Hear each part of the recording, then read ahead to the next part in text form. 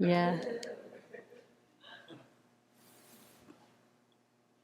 They're really beautiful.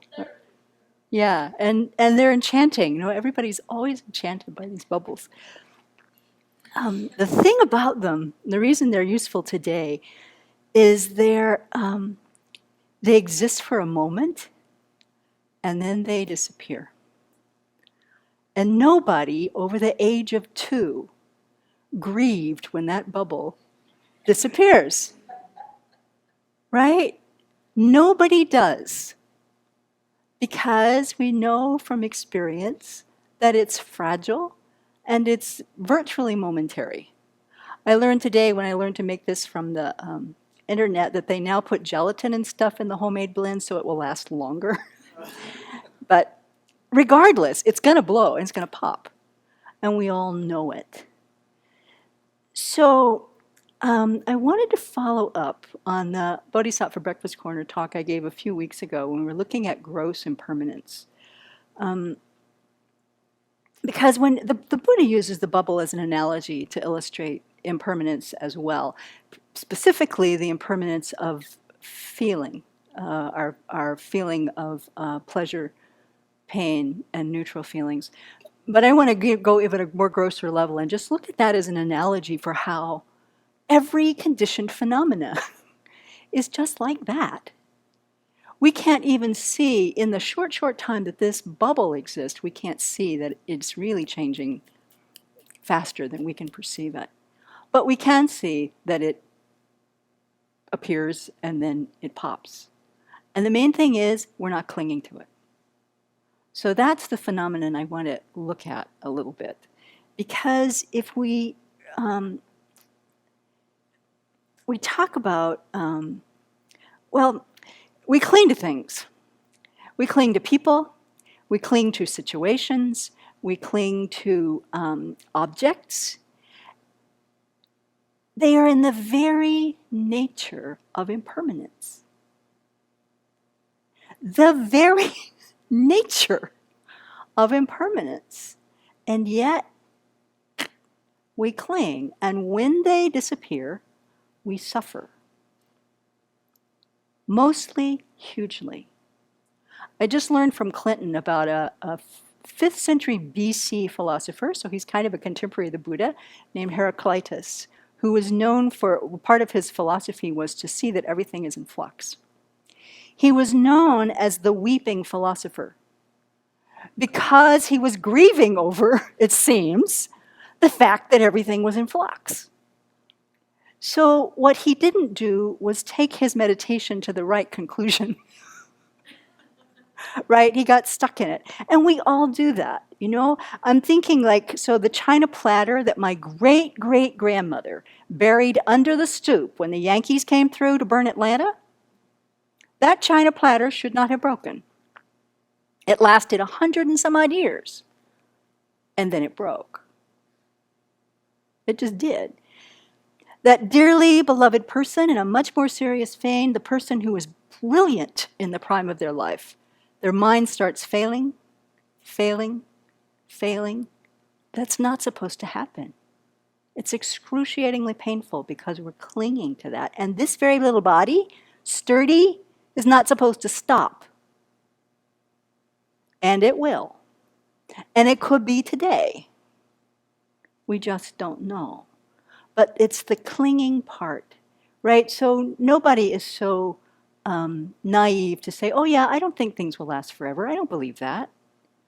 But if we look at our emotional response to the world around us, we absolutely believe that. We may not say it'll last forever, but it sure shouldn't end when it does. And that causes us a lot of pain, a lot of suffering. So when I was talking about this a few weeks ago, I recommended some reflections that Master Asanga put forth for getting consciously familiar with change. As we get familiar with it, then we can begin to let go. When we begin to let go, our suffering subsides, diminishes.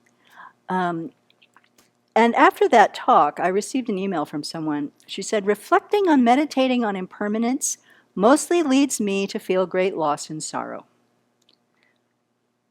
Heraclitus. Even low-grade depression.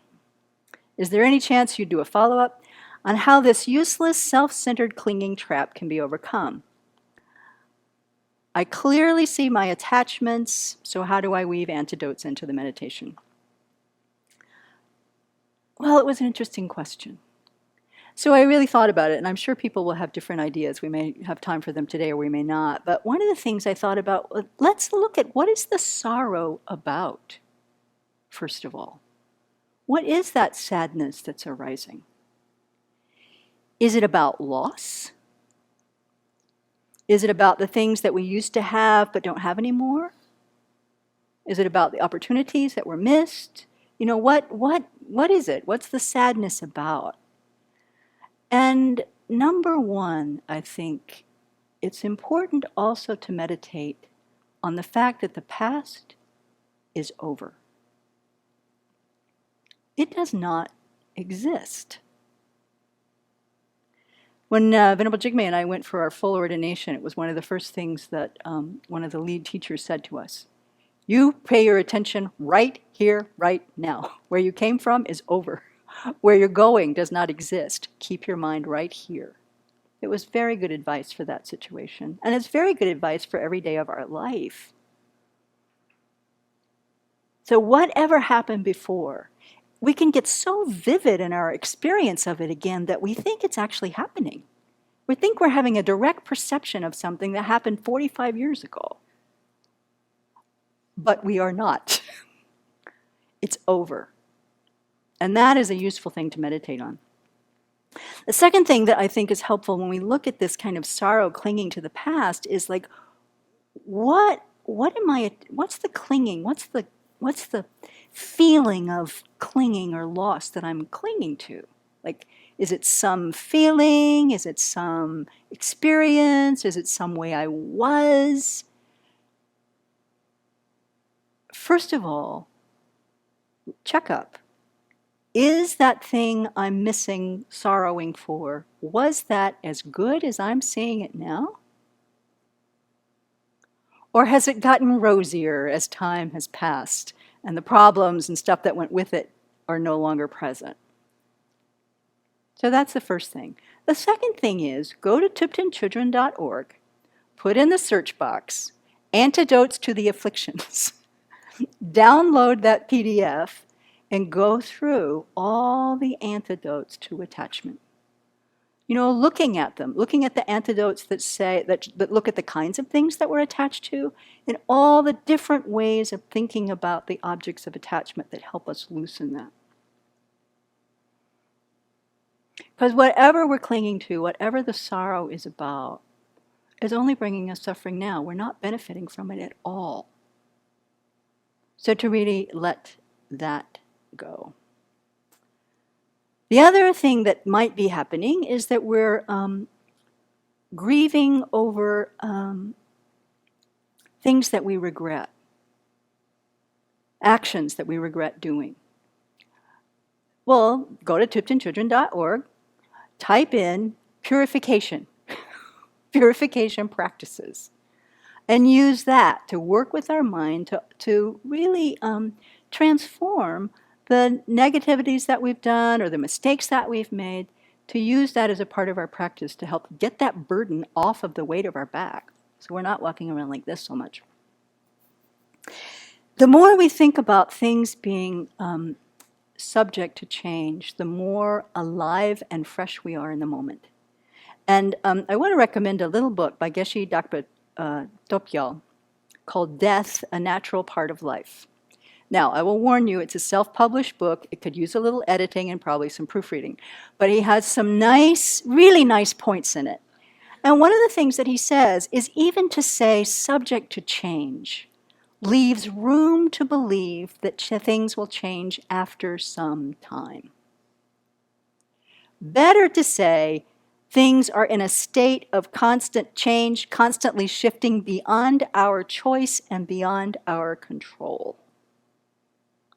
That's the description of what's happening.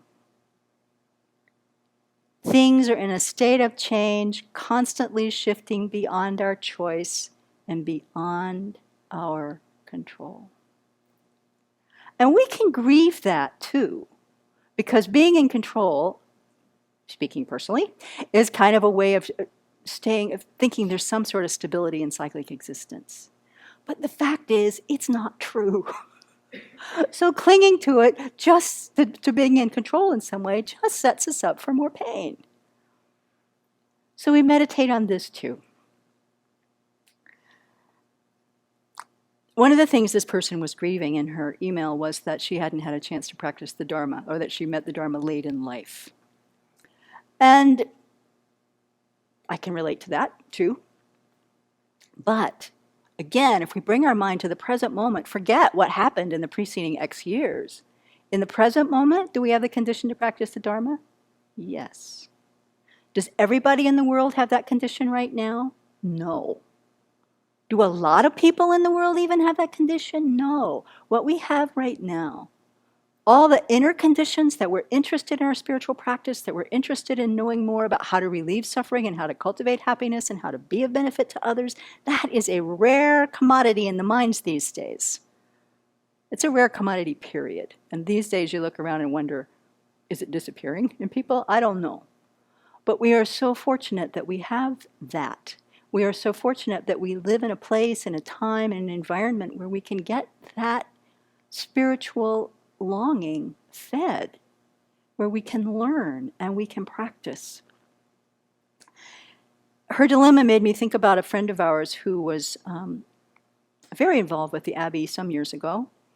He first met the Dharma at the age of 70 when he had received his stage 4 pancreatic cancer diagnosis.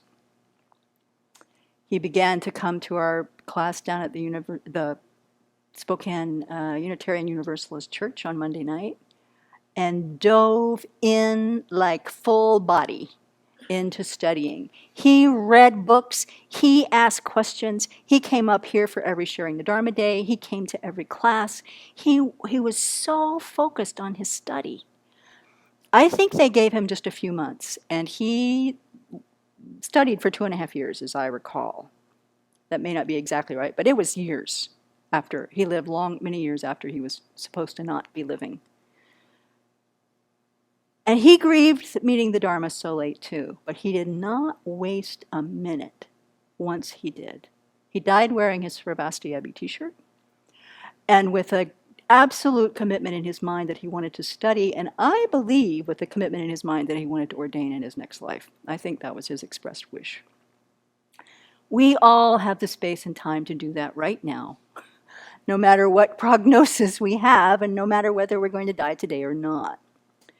So as we meditate on these things about change, we also meditate on our own deaths. We meditate on the deaths of the people that we care about.